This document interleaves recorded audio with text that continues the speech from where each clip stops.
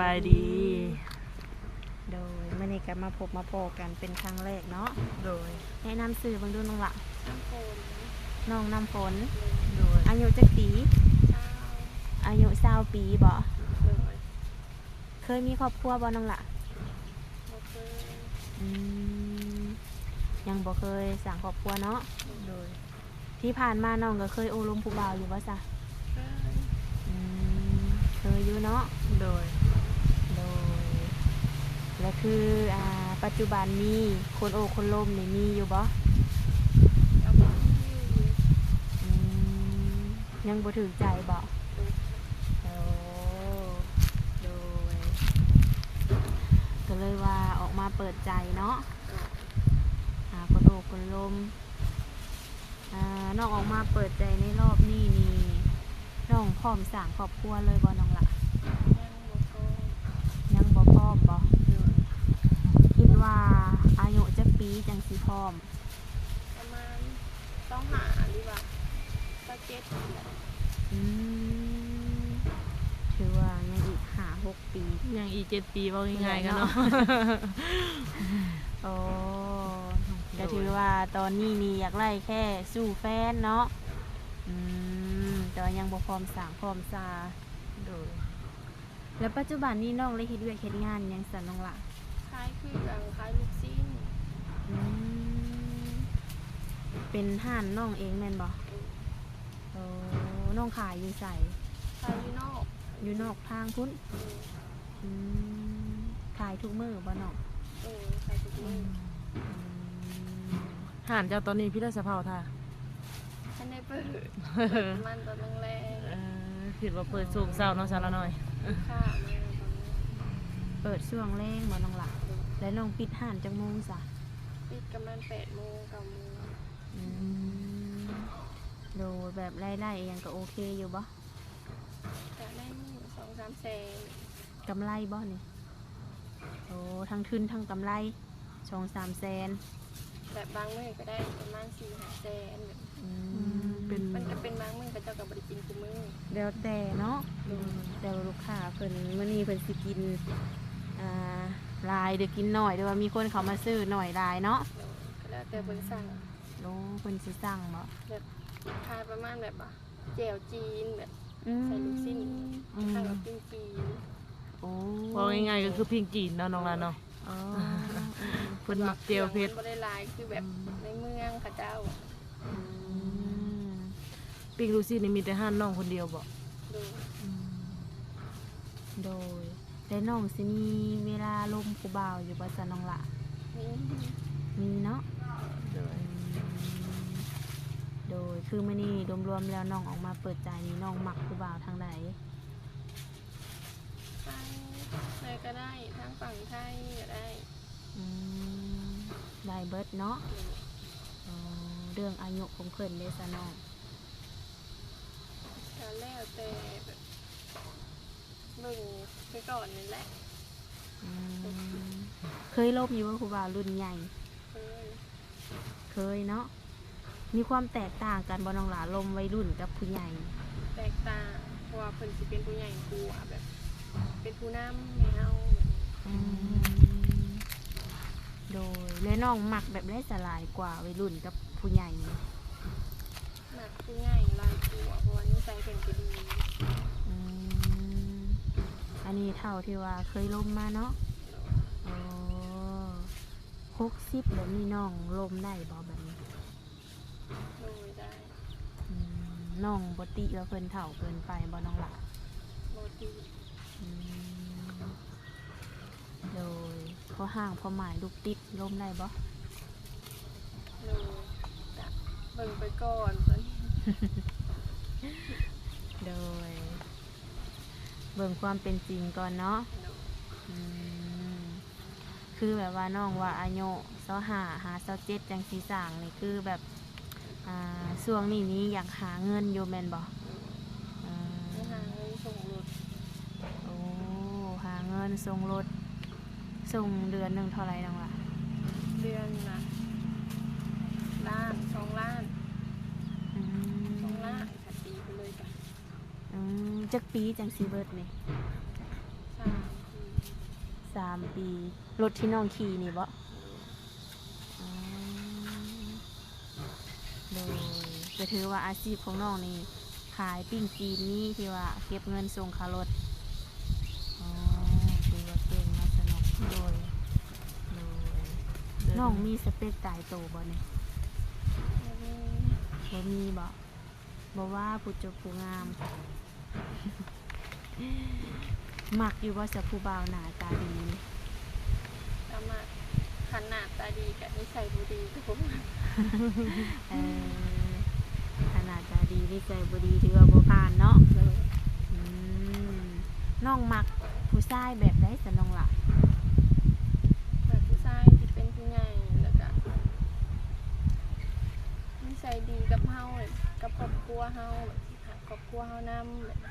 อืมมักแบบนี้เนาะ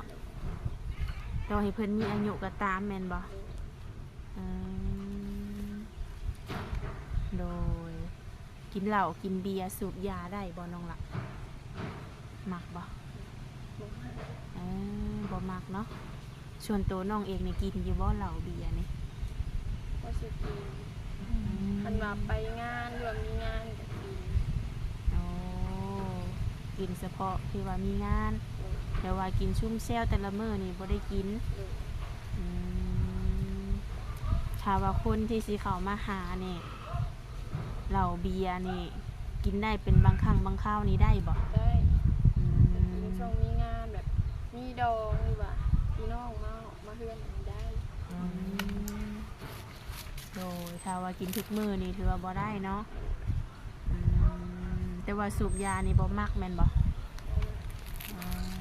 ก็คือว่าผู้ชายสูบยานี่ตัดออกเนาะสนก โดย เพราะว่าทางน้องเพิ่นนี่บ่มักแห่กินมันบ่ต้องล่ะเด้อว่าตั้งบ่มักเลย มันคิว อืม แล้วเขาจะสูบไปใกล้มันคิว อืม หักแบบมันขยุหักนะแบบ เออโดย คันบางคนก็แพ้ง่ายก็คืออยู่ไก่ก็ยังได้กินเนาะ แม่ โดย อืมโดยนอกจากว่าเพิ่นนี่เลิกยาสูบเนาะ ดู แต่เขามาโอมาลมเบิงถ้าว่าเจ้านี่เลิกไล่เนาะ โดย โดยน้องมักผู้บ่าวอาชีพหยังน้องล่ะ อาชีพแบบใดก็ได้อิสระก็ได้ อืมโดยเป็นนายตัวเอง สามารถแบบว่าเบิ่งแยงเฮาได้เนาะบ่เฮ็ดให้เฮาเดือดร้อนก็ถือว่าได้เนาะ โดย อืมโดยคือในช่วงแบบว่าตอนนี้ก็ใกล้สิฮอดสงกรานต์แล้วเนาะถ้าว่าผู้บ่าวอยากมาหาได้ซะน้องล่ะ โครงการกลับไปหาย่าอยู่บ้าน อืม เพราะว่าเพิ่นอยู่ผู้เดียว ย่า ปู่ ย่า เสี น้อง ยปู่เสียวางเดือนที่นี่ มีสงกรารในทางเจ้านี่จะเมื่อทางบ้าน ดู เมื่อหายา ดู อืม อยู่บ้านหยังน้องล่ะย่า น้ น้ อ อง ง เอาพงน้อย อืมน้องเอาโฮงน้อยอืม ไปทางนี้แล้วเนาะ ดู ไปทางเล็กซิแม่นะ สิมาหาย่าเนาะ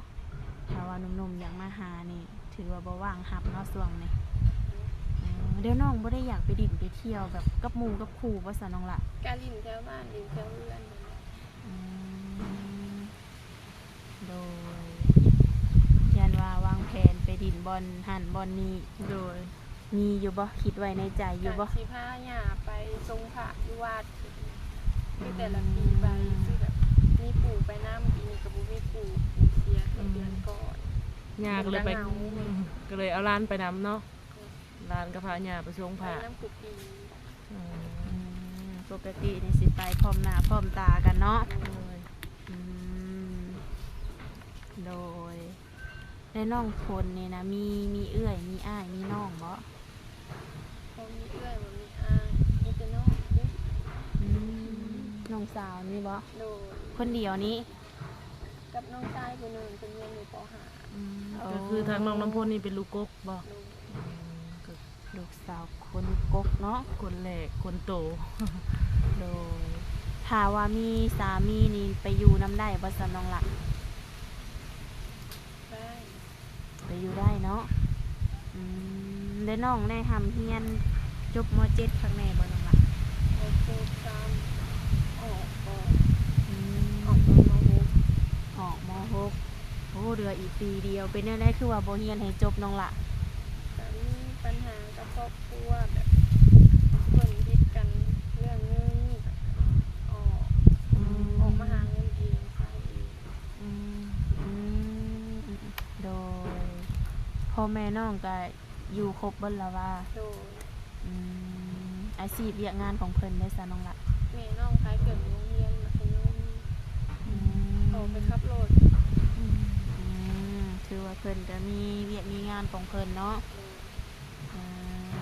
โดยคือน้องเนี่ยก็เลยตัดสินใจออกโรงเรียน โดย หาเงิน น้องอีก2 คนยังเรียนอยู่ฝากโรงเรียน ก็เลยหาเงินช่วยพ่อแม่เนาะ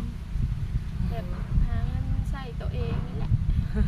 แบบบ่เป็นภาระเพิ่นอีก อืมก็คือแบบว่าทางแม่ก็หาเล็กน้องต่อเนาะ โดยขันมีกับบอนเพิ่น อืมถือว่าเป็นความคิดที่ดีแล้วก็เก่งแฮงเนาะสนก ด้วย หาเงินส่งรถแน่ใช้จ่าย โดย ตัวเองแน่เนาะ รถก็เดือนหนึ่ง2 ล้านเนาะบัดนี้ ด้าน 983,000กับ32นั่นเนาะ โดยแม่นนะ เกือบเนาะ สมมุติเฮาลืมเฮาเลินไปอีกเนาะสมมุติว่าเฮามีฐานโงดนะก็ต้อง2 ล้านคือเก่าเพิ่นต้องได้ปรับแล้วอะ อืมโดยป้าเนาะถือว่าเป็นผู้หญิงตัวน้อยๆก็ถือว่าแบบอ่ามีความรับผิดชอบสูงเนาะน้องล่ะ โดย คือพ่อแม่น้องนี่อายุจักปีซะ แม่ประมาณ40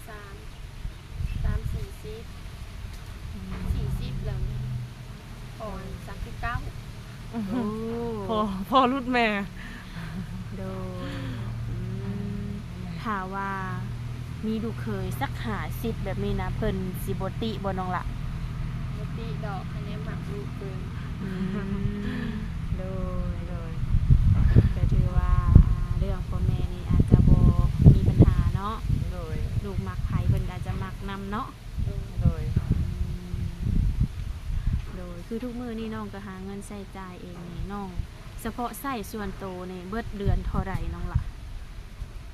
บ่ฮู้คือกันบางมื้อก็ซื้อกินมื้อละ20เหลือมื้อละ10 อืม บ่ได้ซื้อหลาย โดย กระซ้ำ ซื้อกินตัวเอง อ๋อน้องบ่ได้ไปดินไปเที่ยวทางใดบ่จ๊ะ อันว่ามีดองก็ได้ไปอยู่มีดองมีงาน อืม ก็บ่อยากคิดห้านหลาย โด มัน ย ก็ขาดขาลด โอ้ คันว่าน้องได้ไปรีดนี่ก็ต้องได้เปิดห้านก่อนแล้วน้องจึงได้ไปเนาะ ถ้าไปลิ้นก็ต้องได้ไปก็ไปซำนี้ช่วงนี้ตอนท่านได้เปิด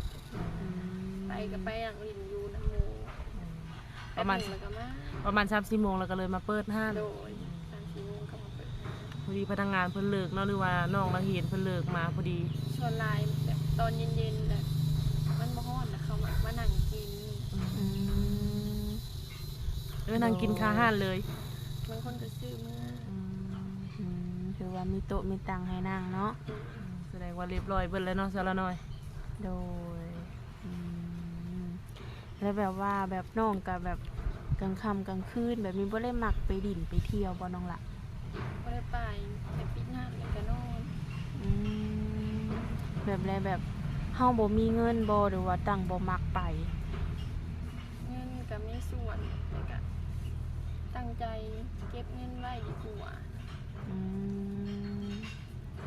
โอ้ถือว่าความคิด บาง ดี เทื่อก็ เนาะ หมูมาลิ้นมากินกะพระเจ้าก็มาอยู่บ้านกัน อืมก็เลยคุยได้หยังกันอยู่เนาะ โดย อืม ก็ที่คือที่แน่ๆก็คือน้องเปิดห้านเนาะ โดย หมู่คู่เพิ่นก็จะมาอุดหนุนหรือว่ามานั่งกินอยู่แถวห้านเอาเองเนาะ โดย โดย โมไปหาก็ได้อยู่สินะ โดย โดย ถือว่ามันนี่ก็ได้ออกมาเปิดใจ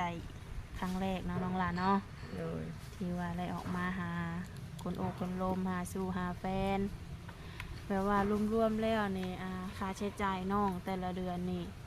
ได้จดไว้อยู่เพราะว่าเดือนนี้เบิดเท่านี้เท่านั้น ค่าใช้จ่ายก็มีรถก็เดือนละ2 ล้านเดือนละ2 ล้านก็ซื้อกินแหน่ก ก็บ่ได้จดไว้ แบบว่าเสื้อผ้าหน้าแพร่เครื่องสูบสำอางแบบนี้น้องได้ซื้อดุบ่ ไปซื้ออยู่เทื่อละ100,000 200,000ชื่อเทื่อละน้อย อืม ความมันแพงอยู่ดิไปซื้อบาทเดียวมันก็500,000นี่แหละเนาะ โดยแม่นได้ ก็เลยว่าทยอย ซื้ ซื้ อ อ ในฐานะก็ซื้อเทื่อละซอง โอ้ เบิ่แล้วเฮาก็ต้องได้ไปใหม่ เลยเฮาไปตลาดคู่มืออยู่แล้ว โดย อืมคือว่าน้องก็บ่ได้แบบใส่เงินฟุ่มเฟือยเนาะทุกอย่างนี่แบบว่าก่อนที่ซื้อหยังนี่ต้องคิดก่อนว่าอันนี้สมควรบ่อันนี้เฮาใส่เบิดหรือยังอืมโดยถ้ามีสู่มีแฟนในการโอ้ร่มกันนี่นะประมาณจักเดือนน้องจังสิแบบตัดสินใจคบหากับเพิ่นนี่ เดือนหนึ่งหรือว่า2เดือน เดือนหนึ่งหา2 เดือนเนาะคือว่าแบบเบิ่งเพิ่นในระยะช่วงนี้ถ้ามั่นใจแล้วก็ตกลงเลยแม่นบ่ถ้าว่าน้องคุยผู้บ่าวอายุ50แบบเนี้ยน้องล่ะแบบน้องบัดพร้อมสร้างครอบครัว25หา27เพิ่นสิท่าน้องได้บ่น้องล่ะ น้องก็บ่ฮู้ ถ้าว่าเพิ่นนี่ขอเวลาลดลงมานี่ได้บ่ ได้ ม หรือว่า เฮาสิใจอ่อนให้เขา เออ โดยเพื่อเจอคนที่แบบเพิ่นดีกับเฮาเนาะ โดย เพิ่นมักหักเฮาแท้อาจสิใจอ่อนลดลงมาเออโดยเนาะมื้อนี้ก็ถือว่าเป็นผู้จบผู้งามแบบเวลาน้องไปตลาดหรือว่าไปใส่มาใส่นี่ผู้บ่าวบ่ได้แซวบ่ได้จีบบ่น้องล่ะ โอ้ อื บาง ม มื้อก็ตื่นแล้วก็ไปเลยแล้วก็จังมาอาบน้ำมันจะเปิดหา บ่ได้แต่งตัวอีหยัง บ่โดย โดยก็คือน้องไปตลาดนี่ไปตลาดเชโนคุณบอก โดยบางมื้อก็ไปสว่าง อืมโดยแปลว่าผู้จบผู้งามแบบน้องเนาะบางที FC เพิ่นก็บ่อยากเชื่อว่าโสดเนาะ โดย แต่ว่าน้องโสดแท้บ่ โดยแท้ บ่ได้ตัวเนาะเพราะว่าผู้จบผู้งามเด้เนาะ โดย ความสูงน้องเท่าไรน้องล่ะได้แท้บ่ ฮู้กันบ่ได้แท้ น้ำหนักเลย นัก53 54 อืมโดยถามว่าผู้บ่าวสิเข้ามาจีบน้องนี่น้องสิเอาคนสูงคนต่ำซะน้องล่ะ คนสูงกว่า สูงกว่าเนาะอืมโดยอันนี้ก็คือแบบว่าหมักคนสูงกว่าน้องหลาเนาะโดยซ้ำกันได้บ่ ได้ อืมได้อยู่เนาะโดยคือว่าฐานะครอบครัวน้องนี่ก็พออยู่พอกินบ่ โดย ได้เฮ็ดไร่เฮ็ดนาอยู่บ่ซะน้องหล่ะ เฮ็ดอยู่บ้านพอ อ๋อน้องก็ดำไร่ดำนาเป็นบ่ เป็น โอ้บ่น่าเชื่อเนาะสนุกเนาะ โดย งามปานนี้ดำนาก็เป็น แล้วปีหนึงแบบได้เข้าจักซอบซะน้องล่ะ เป็นแบ่งให้ปีละ10ไปสอบวันกิน4-5 คน กุ้มกินบ่น้องล่ะ เฮ็ดนำกันหลายคน โอ้ ไปซื้อเอาว่าพี่น้องเพิ่นก็หลายคน โดยปั่นกันเนาะโอ้ถ้าว่าบ่กุ้มนี่ก็ถือว่าต้องได้ซื้อ โดย อืมโดยแต่เมื่อนี้ก็ถือว่ามาสัมภาษณ์หรือว่ามาเปิดใจให้น้องเป็นครั้งแรกเนาะ โดย มีแต่ว่าให้ทั้งน้องสมหักสมหวังเนาะน้องล่ะ โดย ให้พบพ่อคนดีๆเข้ามาในชีวิตเนาะ โดย คนที่แบบว่าสามารถเบิ่งแยงน้องได้ แล้วก็ดีกับครอบครัวน้องเนาะ โดย โดยอาจารย์ใดก็ไว้พบพ่อกันในคลิปหน้าเนาะน้องล่ะเนาะ โดย ถ้ามีอย่างเพิ่มเติมทั้งเอื้อยและทีมงานกับสิมาหาใหม่เนาะ โดยสบายดีน้องล่ะ สบายดี